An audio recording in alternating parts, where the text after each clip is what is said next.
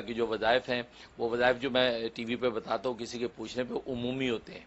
वो पूछने वाला तो एक ज़रिया बनता है, लेकिन वो उमूमी होता है कि आपके अभी अगर उसी तरह के हालात हों तो आप बिल्कुल जो है उस पर अमल कर सकते हो, उस पर कोई मजाका नहीं है, उसकी आम इजाज़त होती है। बाकी पूछने वाले का ज़रिया बनता है, लेकिन ये कि खसूसियत नहीं होती कि वही करे कि दूसरा कोई ना कर सके। या ये कि आपने माँ सुना किसी और शख्स को कोई तकलीफ हुई, आपने मेरा वो वजीफ़ा सुना हुआ है, उसकी भी मैंने इजाज़त दे रखी कि आप आगे बता सकते हैं कि हाँ भी मुफ्ती साहब हमें ये वजीफ़ा बताया था, ये आप ये अमल कर लें। तो ये तो सदका जारिया है, उसकी मैंने आम इजाज़त दे रखी है ताकि मेरे लिए अल्लाह के यहाँ जो अजर सवाब का ज़ख़ीरा जमा हो। बाकी जो है वो 2 वक्त की रोटी अल्लाह ने इंतज़ाम कर रखा। तो एक सवाल यहाँ कर लूँगा आपसे कि आजकल जो ये अहम दिन गुजर रहे हैं हज से पहले, इन दिनों में हमें क्या क्या करना चाहिए? अच्छा माशा, ये अच्छा सवाल किया। हाँ वाकई ये दिन बहुत अहम है। यकम ज़िलहज्जा से लेके जो है वो पहली जो 10 रातें बड़ी अहम हैं। यहाँ तक कि हदीस में आता है कि ये जो 10 दिन हैं ज़िलहज्जा के, ये 10 दिन रमज़ान के आखिरी 10 दिनों से अफजल है, आखिरी 10 दिनों से अफजल है। लिहाजा इन दिनों के अंदर किया हुआ अमल अल्लाह को इतना महबूब होता है कि इतना महबूब किसी और दिन में किया हुआ महबूब नहीं होता। लिहाजा ये दिन इतने सुबह सादिक से लेकर गुरूब आफ्ताब तक ये दिन कहलाता है। इस दिन के अंदर जो भी जिक्र अज़कार, जो भी अमाल अशकाल करेंगे वो इतने कीमती हैं कि पूरे साल के अंदर ऐसा कोई दिन नहीं है जिसमें यह अमल इतना कीमती हो। लिहाजा ये अफजल। और फरमाया हदीस में आता है कि रमज़ान की आखिरी जो 10 रातें हैं वो ये इस ज़िलहज्जा की 10 रातों से अफजल है, क्योंकि उसमें ताक़रात लैलतुल क़द्र उससे अफजल है। लेकिन इन रातों की इतनी बड़ी कीमत है, फरमाया कि इस एक रात की इबादत अल्लाह तबारक व तआला के यहाँ लैलतुल क़द्र के बराबर लिखी जाती। ये जो रातें गुजर रही हैं 10 रातें, तो इस रात में इबादत के लिए आप खड़े हो जाएंगे, ईशा के बाद जो 2 रकात नफिल पढ़ लेंगे, 1 सिपारा पढ़ लेंगे, तो ये आपको लैलतुल क़द्र से भी ज़्यादा अजर, लैलतुल क़द्र के बराबर अजर दिया जाएगा। तो गोया कि 10 रातों में आपने इबादत कर ली तो गोया कि 10 लैलतुल क़द्र का अजर सवाब आपको अता होगा। और एक लैलतुल क़द्र का सवाब आप जानते हैं कि जनाब वो कितनी बड़ी 84 साल की इबादत से अफजल, और आपको 10 रातों को आप काउंट कर लें कितनी बड़ी इबादत, इसलिए बड़ी अहम है। लिहाजा इसमें जो है कसरत से ला इलाहा इल्लल्लाह का विर्द करें, कसरत से इस्तिग़फ़ार करें, और कसरत से कुरान की तिलावत करें, और नवाफिल पढ़ें, उसका एहतमाम करें। तो रातों के अंदर कम से कम 10 नवाफिल पढ़ने का एहतमाम कर लें। भले मगरिब से ईशा के दरमियान में पढ़ लें, भले जो है रात सोने से पहले 10 नफिल पढ़ के अल्लाह से खैर मांग लें। और इसी दिन के अंदर जो है कुरान करीम की तिलावत कम से कम 1 पारा तिलावत रोज़ाना कर लें, और 500 मरतबा अस्तग़फ़िरुल्लाह रब्बी मिन कुल्लि ज़ंबिन व अतूबु इलैहि, या अस्तग़फ़िरुल्लाह अल्लज़ी ला इलाहा इल्ला हुवल हय्युल क़य्यूम व अतूबु इलैहि, ये 500 मरतबा। और ला इलाहा इल्लल्लाह मुहम्मदुर रसूलुल्लाह, ला इलाहा इल्लल्लाह, ला इलाहा इल्लल्लाह, ये 500 मरतबा पढ़ लें। इसी तरह सुब्हानल्लाहि वल्हम्दुलिल्लाहि वला इलाहा इल्लल्लाह वल्लाहु अकबर वला हौला वला कुव्वता इल्ला बिल्लाहिल अलिय्यिल अज़ीम 500 दफ़ा पढ़ लें। और सलातो सलाम दुरूद शरीफ अल्लाहुम्मा सल्लि व सल्लिम बारिक अला मुहम्मदिन व अला आलि मुहम्मद, ये जो है ये आप पढ़ लें 500 दफ़ा। जो मैं दुरूद बताता हूँ वो वाला पढ़ लें, अल्लाहुम्मा सल्लि व सल्लिम बारिक अला सय्यिदना मुहम्मदिन नबील उम्मी व आलिहि व सहबी अल्फ़ अल्फ़ी मर्रतीन, ये भी पढ़ सकते हैं। और ये दुरूशी भी पढ़ सकते हैं, अल्लाहुम्मा सल्लि व सल्लिम व बारिक अला मुहम्मद व अला आलि मुहम्मद कमा सल्लैता व सल्लमता व बारकता अला इब्राहीम व अला आलि इब्राहीम इन्नका हमीदुम मजीद, ये दुरूद इब्राहीमी को मर्ज कर दिया है, ये दुरूद इब्राहीमी आप पढ़ लें। तो 500 मरतबा ये पढ़ लें तो इंशाल्लाह आप देखें इनकी पूरी हकीकी बरकत व समरात आपको नसीब होगी। बाकी कुर्बानियाँ तो है ये अजीम अमल, वो उन 3 दिनों के अंदर आप अमल करें, जो है वो 10, 11 और 12 इनके अंदर करें। और सबसे बड़ा उसके अंदर एक नोट कर लें कि अरफा का रोज़ा, आपको पता है कि ये जो है ये जो दिन गुजर रहे हैं ये यकम ज़िलहज्जा से एक रोज़ा अगर रखें 1 साल के बराबर अजर सवाब है। और हदीस में फरमाया कि जब 9 का रोज़ा रखेंगे यानी अरफा के दिन का रोज़ा रखेंगे, वो रोज़ा जो है वो 1 साल के बराबर भी है। और मज़े की बात नबी फरमाते हैं कि मुझे उम्मीद है अल्लाह ताला से कि ये 1 साल पहले और 1 साल आइंदा के गुनाहों का कफ़ारा भी है, यानी गुनाह माफ़ करवा देगा। तो 9 का जो रोज़ा आ रहा है यानी यौम अरफा का रोज़ा इसको बोलते हैं। और अरफा का रोज़े का मतलब ये है कि जब मैदान अरफात के अंदर हाजी पहुँचेंगे, वो जो दिन है उस दिन का रोज़ा, और वो इस 2021 के अंदर जो है वो मंडे का दिन बन रहा है, क्योंकि ट्यूसडे को जो ईद उल अज़हा है, लिहाजा जो है वो मंडे का दिन बन रहा है, तो मंडे को जो है आप जो है वो अरफा का रोज़ा रखें। बाकी आपकी दुनिया में लोकल कैलेंडर कुछ भी हो, मैंने रात भी इस मसले को क्लियर किया है, मंडे का रोज़ा आप रखेंगे तो यौम अरफा के रोज़े का अजर और आपको फजीलत मिलेगी। लिहाजा पीर का रोज़ा रखें, ठीक है, पीर का रोज़ा रखें। अगर आपके मुल्कों के हिसाब से, जैसे पाकिस्तान में इस दफ़ा जो है वेडनेसडे को ईद है, तो वहाँ ट्यूसडे जो है वो 9 ज़िलहज्जा बन रही है, और वो क्लियर मैंने रात एक शुबे में कर दिया है कि 9 ज़िलहज्जा मुराद नहीं, यौम अरफा मंडे का है। लिहाजा पाकिस्तान, इंडिया, बांग्लादेश वाले भी जो है उनको भी चाहिए कि वो मंडे का ही रोज़ा यौम अरफा का रखेंगे तो उनको यौम अरफा के रोज़े की फजीलत मिलेगी, क्योंकि ट्यूसडे का रखेंगे तो अरफात के तो हाजी है ही नहीं, जबकि हाजी की मुमासरत की वजह से तो इसकी फजीलत थी, वो मुमासरत नहीं रही तो फिर आप रोज़ा रख रहे हैं। लेकिन फिर भी आप रखना चाहते हैं तो मैंने ये कहा था कि आप मंडे का लाजमी रखें यौम अरफा की फजीलत लेने के लिए, लेकिन साथ ट्यूसडे का भी शामिल कर लें। आपके लोकल के हिसाब से 9 ज़िलहज्जा बन रही है, आप वो भी रख लें, क्योंकि बहुत से स्कॉलर वो भी कहते हैं कि 9 ज़िलहज्जा मुराद है। लेकिन मैंने तो ये बात कही कि मेरा जो मेरी नाक़िस तहक़ीक़ यही है कि चूँकि यौम अरफा के साथ इसकी फजीलत है, तारीख़ के साथ इसका तयन नहीं है। अगर तारीख़ के साथ तयन होता तो नबी पाक सल्लल्लाहु अलैहि वसल्लम जो है हज की फ़र्जियत से पहले भी 9 ज़िलहज्जा की फजीलत वाला रोज़ा रखते या उसकी फजीलत बयान करते। लेकिन जब हज का तसव्वुर आया, नुज़ूल हुआ, उसके बाद आपने यौम अरफा की बात की, फजीलत की बात की, तो मालूम हुआ कि यौम अरफा के साथ मुमासलत की बुनियाद पर इस रोज़े की फजीलत है। या तो वो आप रखें।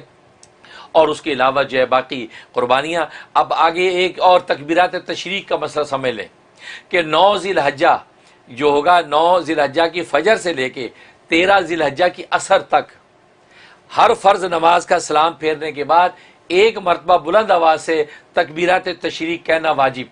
मर्दों के लिए बुलंद आवाज़ से है, औरतों के लिए आहिस्ता आवाज़ से कहना वाजिब।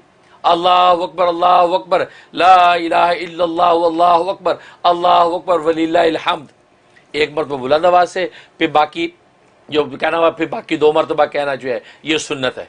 लिहाजा आम नमाजों में जब हों तो ये मर्द जो है बुलंद आवाज़ से 1 मरतबा कहें, 3 मरतबा बुलंद आवाज़ से कहना सुन्नत, और औरतें जो है ये आहिस्ता आवाज़ से कहेंगी, 1 मरतबा कहना वाजिब, 2 मरतबा मज़ीद कहना ये सुन्नत। तो ये और इनफरादी नमाज हो, इज्तिमाई नमाज हो, अकेले पढ़ रहे हो, हर हाल में जो है ये हुक्म है। इसमें कोताही करते हैं लोग, अकेले पढ़ रहे हैं तो ये तकबीरात तशरीक नहीं कहते, औरतें घरों में पढ़ रही हैं तो नहीं कहती, नहीं ऐसा नहीं, वो सलाम फेरते ही आहिस्ता आवाज़ से अपनी तकबीर तशरीक 1 मरतबा कहना वाजिब और आगे 3 मरतबा कहना जो है वो सुन्नत है। इसका अहतमाम करें। और ये गोया कि यौम अरफा जो मंडे का है उसकी फजर के बाद से शुरू होगी ये तकबीरात तशरीक, और ये 13 ज़िलहज्जा की असर तक रहेगा, और असर के बाद फिर ये हुक्म जो साक़ित हो जाएगा। ये इसका अहतमाम करें, ये बहुत अहमियत की हामिल है। बाकी अल्लाह तबारक व तआला ये हुज्जाज कराम जो हज के लिए पहुँचेंगे उनके हज को अल्लाह कबूल फरमाए। और इस साल का हज जो है बड़ा जो है अफसोसनाक, अंदोनाक है, दिल दुखा हुआ उम्मत मुस्लिमा का कि हरमैन शरीफ के अंदर वो रौनकें जो हर साल हज में होती थी, ये कोरोना वायरस का मर्ज़ और दीगर जो भी वजूहात हैं उस वजह से इस साल हज ओपन नहीं है। जिस अंदाज से हो रहा है, दुखे दिलों के साथ ही हम उन मनाजिर को देखेंगे। लेकिन यह कि आप अपने मुकाम पर बैठ के खुदा को याद करते रहें। आप कहीं भी बैठ के पुकारेंगे, खुदा आपकी सुनेगा और आप तक इंशाल्लाह पहुँचेगा। बहुत खूब, बहुत ज़बरदस्त, बहुत clarification, thank you so very much. आज हम अल्लाह तबारक व तआला के अस्माए हुस्ना में से 18वें नंबर के नाम पर गुफ्तगू करेंगे जी, जो कि बाज़ किताबों में 17 नंबर उसका लिखा हुआ है। उन्होंने लफ्ज़ अल्लाह को काउंट नहीं किया तो रहमान से नंबर 1 शुरू किया, लेकिन हमने चूँकि अल्लाह को भी काउंट किया था तो हमारा जो है ये आज का जो है नाम ये 18वां नंबर बनता है, 18। और ये है अर्रज़ाक़ु। अर्रज़ाक़ु बहुत बाबरकत नाम है, सारे रिज़्क़ के ख़जाने इस नाम की जो है तजल्ली हैं। और रज़ाक़ का माना बहुत ज़्यादा रिज़्क़ देने वाला बहुत ज़्यादा रोज़ी देने वाला। और ये नाम जो कुरान करीम में 5 मरतबा अल्लाह तबारक व तआला ने मुख्तलिफ आयात में दोहराया है। और इसके अदद जो है वो 308 बनते हैं, 308। और इसका मुफरद अदद बनता है 11, क्योंकि 3 और 8 जो है वो 11 बनते ही इसका मुफरद अदद है। गोया कि 11 दिन के विरद के बाद कोई ना कोई अल्लाह तबारक व तआला का लतीफ़ा ज़रूर ज़ाहिर होना चाहिए। इंसान जितने भी सिद्क़े दिल से पढ़ेगा तो 11 दिन के बाद उसका लतीफ़ा कोई ना कोई ज़ाहिर होना चाहिए। तो ये बाबरकत नाम है। और इस्तिलाही माना में इस रज़ाक़ का माना वो ज़ात वो ज़ात जिसने हर जानदार की, हर मखलूक की रोज़ी अपनी ज़िम्मे ले रखी है, न सिर्फ ज़िम्मे ले रखी है बल्कि उन रोज़ियों को पैदा भी करता है और पैदा करने के बाद उन तक पहुँचाता भी है मखलूक तक, भले वो मखलूक कहीं भी हो उन तक वो पहुँचाता है। और कुरान करीम में इस चीज़ का इजहार कर दिया कि वमा मिन दाब्बतिन फिल अर्ज़ि इल्ला अलल्लाहि रिज़्क़ुहा, कि रूए ज़मीन पर कोई भी चौपाया चलने वाला जानदार ऐसा नहीं है कि मगर उसका रिज़्क़ अल्लाह के ज़िम्मे है। व यालमु मुस्तक़र्रहा व मुस्तौदाहा, और अल्लाह तबारक व तआला उस मखलूक के मुस्तकिल ठिकाने को भी जानता है और उसके आर्जी ठिकाने को भी जानता है। सुभान अल्लाह। यानी इसमें इस बात का इशारा है कि दुनिया के अंदर अगर आप अपना ठिकाना बदलें तो मुतल्लका इदारों को इतला करनी पड़ती है कि जो हमारा एड्रेस चेंज हो गया है, अब हमारा चेक वहाँ भेजें जी, है ना। तो ना करे तो वो जो आपका चेक इधर उधर हो जाएगा। अल्लाह फरमाते आपको हमें कहने की ज़रूरत नहीं है, आप जहाँ मुस्तकिल रहते वो भी हमें पता है, आर्जी तौर पे कहीं ठिकाना आप करते हैं वो भी हमें पता है, आपका रिज़्क़ वहीं पहुँचेगा, लिहाजा पहुँचता है। इंसान मुसाफिर हो तो पहुँचता है, घर में मुकीम है तो भी पहुँचता है। बल्कि इस पर जो हज़रत मूसा अलैहिस्सलातु वस्सलाम का वाक़या बड़ा दिलचस्प आता है कि हज़रत मूसा अलैहिस्सलातु वस्सलाम को अल्लाह तबारक व तआला ने जब कोह तूर पे तजल्ली दिखाई और आपने ये समझा कि आग है और अपने अहलिया जो है वो दर्द ज़ेह में थी, तो आग लेने के लिए वहाँ गए तो पता चला वहाँ तो रब्बे करीम की तजल्ली थी। तो अल्लाह तबारक व तआला से उनकी गुफ्तगू हुई, कलाम हुआ और वही नाजिल हुई और साथ ही हुक्म हुआ कि फ़िरौन के पास जाओ दावत हक़ देने के लिए। अब ये दिल में सोचने लगे कि अहले खाना का क्या होगा, उनका ख्याल कौन करेगा, पीछे जो भी मेरे साथ मेरे किफ़ायत में लोग हैं उनके रिज़्क़ रोटी का क्या बनेगा। तो ये ख्याल आया तो अल्लाह तबारक व तआला ने फरमाया कि मूसा ये सामने जो पत्थर है इस पत्थर के ऊपर जो अपनी लाठी मार। लाठी मारी, वो पत्थर टूटा, उनमें से एक और पत्थर निकला। फरमाया इस दूसरे पत्थर पे लाठी मार, वो टूटा, उसमें से एक और पत्थर निकला। फरमाया तीसरे पत्थर पे फिर मारा तो एक टूटा, उसमें से एक छोटा सा कीड़ा जिसके मुंह में सब्ज़ पत्ता है, वो ग़िज़ा है, वो खा रहा है और ये तराना पड़ रहा है कि सुबहान मन यरानी व यालमु मकानी, के पाक है वो ज़ात कि जो मुझे देख रही है और मेरे इस ठिकाने को भी जानती है, वह यस्मा कलामी, और मेरे कलाम को भी सुनती है, वह यज़कुरनी वला इंसानी, और मुझे यहाँ पर भी याद रखे हुए है कि मुझे रिज़्क़ पहुँचा रही है और मुझे भूली नहीं है। सुभान अल्लाह। तो अल्लाह तबारक व तआला फरमाया मूसा मैं इस कीड़े को यहाँ खुराक पहुँचा सकता हूँ तो तेरे अहले खाना का मैं कफ़ील नहीं हो सकता। तुम परेशान ना हो, तू मेरे काम में लग, मैं तेरे काम में लगूँगा। तो मतलब ये अल्लाह तबारक व तआला के राज़िक़त का आलम है कि जहाँ भी होता है उसी जगह रिज़्क़ पहुँचाता है। इसलिए उलमा ने लिखा है कि रिज़्क़ की दो किस्में हैं, एक रिज़्क़ ख़ास है, एक रिज़्क़ आम है। रिज़्क़ ख़ास का मतलब यह है कि वो रिज़्क़ कि जिसका ताल्लुक़ ईमान व यकीन के साथ है कि अल्लाह तबारक व तआला ईमान व यकीन का जो रिज़्क़, दिलों का जो रिज़्क़ अता करते हैं और रिज़्क़ हलाल की दौलत से जो मुनव्वर करते हैं, ये रिज़्क़ ख़ास है। और एक रिज़्क़ आम है कि जो दुनिया और सामानों का जो रिज़्क़ है ये अल्लाह तबारक व तआला बिला तफरीक काफिर मोमिन सबको अता करते हैं, लेकिन रिज़्क़ ख़ास जो ईमान व मार्फत का रिज़्क़ है वो सिर्फ़ अल्लाह तबारक व तआला मोमिनीन को अता करते हैं और अहले ईमान को अल्लाह ये तौफ़ीक़ देते हैं कि रिज़्क़ हलाल की कोशिश करते हैं। और इब्न क़य्यिम रहमतुल्लाह तआला ने बड़ी खूबसूरत बात की, असल में राज़िक़ियत के दो मफ़हूम हैं। राज़िक़ियत का एक तो मफ़हूम यह है कि अल्लाह तबारक व तआला जो है वो एक वो रिज़्क़ अता करते हैं जो इंसान की ईमानों और इंसान के सामानों का रिज़्क़ है और वो अपने अम्बिया और औलिया के ज़रिए से अल्लाह तबारक व तआला मखलूक तक पहुँचाते हैं। उसे इल्म व इरफान का रिज़्क़ भी मिलता है यानी क़ुलूब का रिज़्क़, और उसे इंसान के अबदान जो बदन जिस्म उनका रिज़्क़ हलाल वो भी उनके ज़रिए से मुहैया होता है। एक ये मतलब। और दूसरी किस्म रिज़्क़ से मुराद ये है कि वो रिज़्क़ जो रिज़्क़ हलाल है, जो बदनों का इल्म है, अल्लाह तबारक व तआला ने बदन की नौइयत तिब्बी तौर पर ऐसी बनाई है, ऐसी अंदर वेंस और रगें और ऐसे सिलसिले रखे हैं कि वो रिज़्क़ उनके ज़रिए से उसे अपने मुतल्लका मुकाम तक पहुँचाते हैं। क्योंकि अगर रिज़्क़ मौजूद हो और अंदर खाने का निज़ाम डिस्टर्ब हो जाए तो कैसे पहुँचेगा। तो फरमाया कि इंसान जब खाता है तो वो नालियाँ अल्लाह ने ऐसी बना रखी हैं कि हर चीज़ अपने अपने मुकाम पे जा रही है, पानी अपने मुकाम पे जा रहा है, ग़िज़ा अपने मुकाम पे जा रही है, हर चीज़ अपने अपने मुकाम पे ठहर रही है। और फिर खाने के बाद इंसान अगर उल्टा हो जाए तो वो खाना बाहर पलटता नहीं है, यानी ऐसा निज़ाम रखा, खाना गया अब वो पलट के बाहर नहीं आता।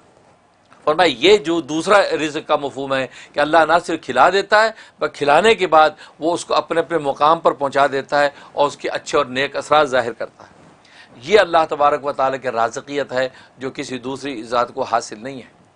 इसलिए अल्लाह तबारक व तआला रज़्ज़ाक़ है, यानी बहुत ज़्यादा रोज़ी देने वाला। मतलब ना सिर्फ रोज़ी देना बल्कि रोज़ियों को पैदा भी करता है और अपने अपने मुकाम पर हर एक को उसकी रोज़ी पहुँचा भी देता है। ये राज़िक़ है। और जहाँ तक इसके फ़ज़ाइल व फ़वाइद का ताल्लुक़ है तो एक इसका फ़ायदा यह है कि अगर कोई शख्स चाहता है कि मुश्किलात और बारीक बीन चीज़ें, ख़ासतौर तालिब इल्म, प्रोफेसर और इसी तरीके से लेक्चरर, पढ़ने पढ़ाने वाला आदमी चाहता है कि बारीक बीनी मुझे हासिल हो जाए, तो सुबह उठते ही निहार मुँह, अभी उसे कुल्ली नहीं की, मुँह नहीं धोया, उठते ही 20 दफ़ा यार रज़ाक़ू का विर्द कर लिया करें। 20 दफ़े से बैठे बैठे यार रज़ाक़ू यार रज़ाक़ू यार रज़ाक़ू, बस उसके बाद अपने काम में लगे। और मैं अल्लाह तबारक व तआला उसको ज़हन को ऐसा कुशादा और तेज़ कर देंगे कि बारीक सी बारीक बात भी सुनते झट उसके नतीजे को पहुँच जाएगा। ऐसा ज़हन खोल देते हैं, ये इसमें फ़ायदा। और दूसरा फ़ायदा यह है कि अगर कोई चाहता है कि घर के अंदर रिज़्क़ की फरवानी हो जाए और घर से बीमारियाँ और आफतें निकल जाएँ और घर जनाब जन्नत नज़ीर बन जाए, तो फरमाया कि वो शख्स रोज़ाना सुबह की नमाज़ पढ़ने के बाद, फजर की नमाज के बाद अपने घर के चारों कोनों में 10-10 मरतबा या रज़ा को फूंक दिया करे और उस कोने से शुरू करे जो कोना जो किबले की तरफ सीधी तरफ है। अगर किबला इधर है तो सीधी तरफ का कोना वो है, तो सबसे पहले उस कोने पे खड़ा होकर या रज़ा को 10 दफ़ा पढ़ के 3 दफ़ा फूंक दिया। फिर उल्टी तरफ आ जाए, फिर 10 दफ़ा पढ़ के, उसके बाद ये पीछे की तरफ आ जाए 10 दफ़ा फूंक, फिर उस तरफ। तो गोया कि चारों कोनों पे 10 दफ़ा फूंक दिया करे तो घर में रिज़्क़ की फरवानी हो जाएगी, गैब से रिज़्क़ आएगा और कोई बीमारी घर में नहीं ठहरेगी। ऐसा ज़बरदस्त फ़ायदा है। वाह, सुभान। और तीसरा फ़ायदा इसका ये, अगर कोई चाहता है मैं दौलतमंद हो जाऊँ, मालो दौलत हातमताई बनूँ, बांटूँ भी और अल्लाह अता भी करे, तो फरमाया कि वो शख्स जो है फजर की सुन्नत और फ़र्ज़ के दरमियान 550 मरतबा 550 टाइम जो है या रज़ा को विर्द करें। अव्वल आखिर 11 मरतबा दुरूद इब्राहिमी पढ़ ले और ये करने के बाद अब ये फ़र्ज़ नमाज अपनी फजर की अदा करे। फरमाया कि जनाब ऐसा अल्लाह गैब से उसके इंतजाम करेंगे, कर्ज़े उतरेंगे और वो दौलतमंद हो जाएगा, मालदार हो जाएगा। ये इसमें ज़बरदस्त फ़ायदा। और एक इसका फ़ायदा ये है कि अगर कोई चाहता है कि मैं जिससे मुलाकात करने जा रहा हूँ वो मेरी जो हाजत और ज़रूरत है वो उससे पूरी हो जाए, उसके दिल में अल्लाह डाल दे कि वो मेरा ये काम कर दे।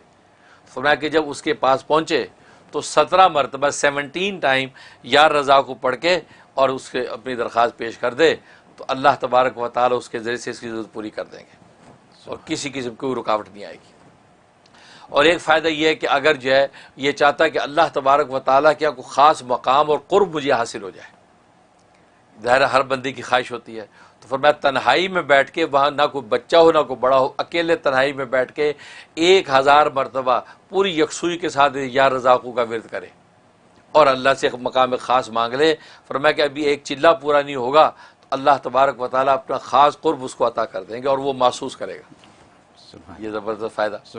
और एक फ़ायदा ये है कि अगर कोई कैदी है, कैद में है बेगुनाह, तो कैदी को छुड़ाना चाहता है या कोई मरीज़ है बेचारा वो मर्ज़ से छुटकारा चाहता है, तो फरमाया कि 125 मरतबा पढ़ के आप उस कैदी के लिए दुआ करें। अव्वल आखिर 11 मरतबा दुरूद शरीफ, या जो मरीज़ है और उस मरीज़ के लिए 125 मरतबा पढ़ के आप जो उसकी सेहत की दुआ करें, अल्लाह तबारक व तआला ये 3 हफ़्ते के अंदर ही इंशाअल्लाह उस कैदी को रिहा कर देंगे और इस मरीज़ को शिफा दे देंगे। ये ज़बरदस्त के फ़ायदे हज़रत माशाअल्लाह। और जहाँ तक ख्वाब में ताबीर का ताल्लुक़ है, और मैं ख्वाब में अगर ये देखा, इसका मतलब अल्लाह तबारक व तआला इसको अपना क़ुर्ब ख़ास अता करेंगे और दीन दुनिया के जो है रिज़्क़ और दौलतें इसके लिए आसान कर देंगे। लिहाजा ये सदक़ात का अहतमाम करे, माली सदका गरीबों में बांटना शुरू कर दे, अल्लाह मुकाम ख़ास भी देंगे और रिज़्क़ की फरवानी कर देंगे। ये ताबीर। सुभान अल्लाह। हज़रत ये जो रिज़्क़ की जो आपने आज तारीफ़ बयान कर दी है, रिज़्क़ ख़ास, रिज़्क़ आम, और उसके अलावा जो आपने इतनी एक्सप्लेनेशन दे दी है, ये पहले नहीं सुनी किसी, मैंने नहीं सुनी और मुझे यकीन है कि हमारे देखने वालों में से बहुतों ने इसको नहीं सुना, ना इसको समझा। आज जो या रज़ाक़ो के ऊपर जो बात हो गई है, अगर हम इसको अपना लें वाकई तो हमारा तो बेड़ा पार है, सब मसले हल। ये अगर मैं अंग्रेजी में कह दूं कि आज आपने $1 मिलियन सोल्यूशन दे दिया। सही बात है। क्योंकि अगर फजर के वज़ू से पहले 20 दफ़ा पढ़ लें, कितने 2 सेकंड लगते हैं 2 सेकंड, ठीक है, वो पढ़ लें। फिर उसके बाद सुन्नतों और फ़र्ज़ के दरमियान 550 दफ़ा पढ़ लें, ठीक है। और फिर अपने घर के चारों कोनों में अगर आप पढ़ के फूंक मार 10-10 मरतबा, 10-10 दफ़ा, क्या देर लगती है, ठीक है। तो यानी ये सारी आपकी जो बरकतें हैं वो आपने इकट्ठी कर ली, जानमाज़ पे बैठे बैठे हो सकती हैं सारी, ठीक है। और उसके बाद फिर मरीज़ों के लिए भी हो गया, दौलत के लिए भी हो गया, और क़ुर्बे अल्लाह उसके लिए भी हो गया। तो और क्या करना है हमें, और क्या चाहिए हमें, तो सब कुछ तो हो गया। ये इतनी बातें और इतनी कीमती बातें, सुभान अल्लाह सुभान अल्लाह। मुझे यकीन है कि देखने वाले इससे बहुत फ़ायदा उठाएंगे, मैं भी उठाऊंगा, आप सब भी उठाइएगा।